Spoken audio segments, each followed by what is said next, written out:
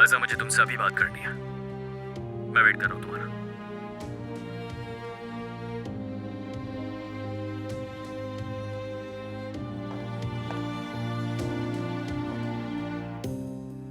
उमर का मैसेज आया है कि बात करनी है उसे। ठीक है, तुमने क्या कहा फिर? कुछ नहीं, समझ नहीं आ रहा क्या कहूं मैं।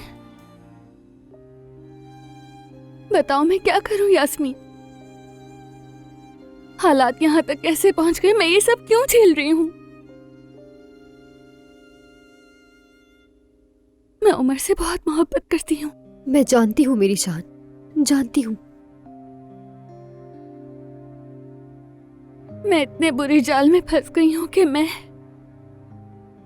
अगर उमर की नजर से देखती हूँ तो अब मेहमद से अलग ना होने का कोई जवाब ही नहीं बचता, जानती हो। ऐसा ही है, उसने तो वो फजूल कागजात भी हासिल कर लिए जो मेहमद ने तुमसे जबरदस्ती साइन करवाए थे। उसका तो जिक्र भी मत करो। मेहमद ने ये सब कैसे किया यास्मीन? क्या मैंने उसे बिल्कुल भी नहीं पहचाना? इंसान अक्सर प्यार में इस तरह की अजीब हरकतें कर जाता है। मेहमद का ये इश्क नहीं, जुनून है। तुमने सही कहा।